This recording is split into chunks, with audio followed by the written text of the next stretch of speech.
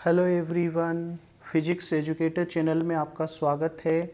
Last lecture में अपन ने concept of centre of charge study किया था। आज अपन उसी कॉन्सेप्ट पर बेस्ड ग्रिफिथ की इलेक्ट्रोडायनेमिक्स की बुक से एक प्रॉब्लम सॉल्व करेंगे। इस प्रॉब्लम में ये दिया गया है, ए solid sphere of radius capital R is centered at the origin. The northern hemisphere carries a uniform charge density rho naught and the southern hemisphere a uniform charge density minus rho naught. Find the approximate field E for points far away from the sphere. तो यहाँ पर देखिए एक solid sphere दिया हुआ है। Upper half के अंदर पॉजिटिव चार्ज यूनिफॉर्मली डिस्ट्रीब्यूटेड है, volume charge density rho not the हुई है। लोअर हाफ के अंदर नेगेटिव चार्ज यूनिफॉर्मली डिस्ट्रीब्यूटेड है, volume charge density minus rho not the हुई है। अपने को इसके सेंटर से r डिस्टेंस पर और थीटा एंगुलर पोजीशन पर एक पॉइंट दिया हुआ है A। इस पॉइंट के कोऑर्डिनेट हैं r, थीटा। अपने को इस पॉइंट पर इलेक्ट्रिक फील्ड की वैल्यू फाइंड आउट करनी है। तो चलिए अपन इस प्रॉब्लम को सॉल्व करते हैं। इलेक्ट्रिक फील्ड कैलकुलेट करने के लिए सबसे पहले अपन स्फीयर का डाइपोल मोमेंट कैलकुलेट करते हैं। इसके लिए अपन concept of centre of charge apply करेंगे। अपने को ये पता है एक यूनिफॉर्म हेमिस्फीयर के लिए सेंटर ऑफ मास सेंटर से 3r/8 हाइट पे होता है। तो एक यूनिफॉर्मली चार्ज हेमिस्फीयर के लिए सेंटर ऑफ चार्ज भी 3r/8 हाइट पे होगा। अब अपर हेमिस्फीयर के लिए सेंटर ऑफ चार्ज सेंटर से 3r/8 हाइट पे है। इसको मैं C पॉजिटिव से डिनोट कर देता हूं और C पॉजिटिव पे अपन अपर हेमिस्फीयर का चार्ज रखेंगे। अपर हेमिस्फीयर पे मान लीजिए Q चार्ज है, तो Q चार्ज को C पॉजिटिव पे रख देते हैं। सिमिलरली अपन लोअर हेमिस्फीयर को उसके सेंटर ऑफ चार्ज से रिप्लेस करेंगे। तो लोअर हेमिस्फीयर का सेंटर ऑफ चार्ज सेंटर से 3r/8 हाइट नीचे रहेगा। इसको मैं C नेगेटिव से डिनोट कर देता हूं। इस पे माइनस Q चार्ज रख देते हैं। अब Q की वैल्यू अपन कैलकुलेट कर सकते हैं। Q ये हो जाएगा, वॉल्यूम चार्ज डेंसिटी है रो नॉट और हेमिस्फीयर का वॉल्यूम होगा 2π/3 r³। पॉजिटिव और नेगेटिव चार्ज के बीच सेपरेशन भी अपने को पता लग गया है। ये सेपरेशन है 3r/4।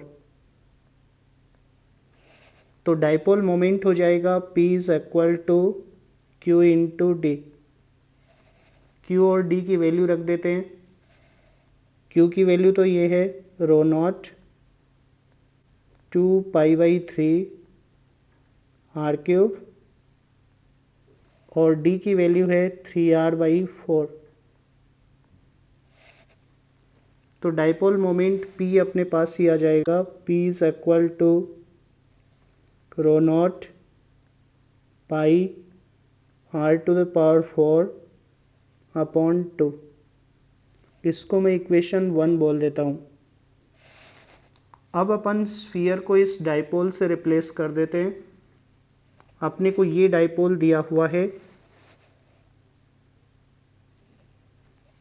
और इससे r डिस्टेंस पर थीटा एंगुलर पोजीशन पे गिवन पॉइंट लोकेटेड है।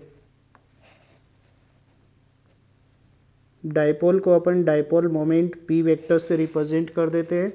इससे थीटा एंगुलर पोजीशन पे r डिस्टेंस पे ये पॉइंट लोकेटेड है A, जहां अपने को फील्ड पता करना है।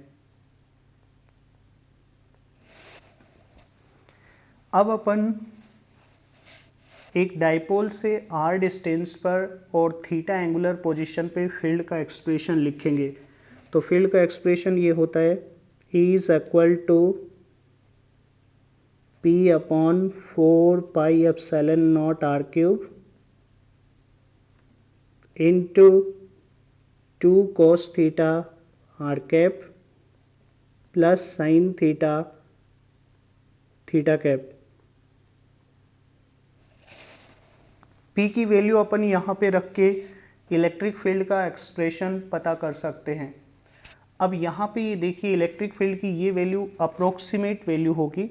अपने को क्वेश्चन में ये दिया हुआ है R is much much greater than capital R। तो अपन इस केस में इस डाइपोल को एक आइडियल डाइपोल के इक्विवेलेंट मान सकते हैं और आइडियल डाइपोल के लिए फील्ड का एक्सप्रेशन यही होता है।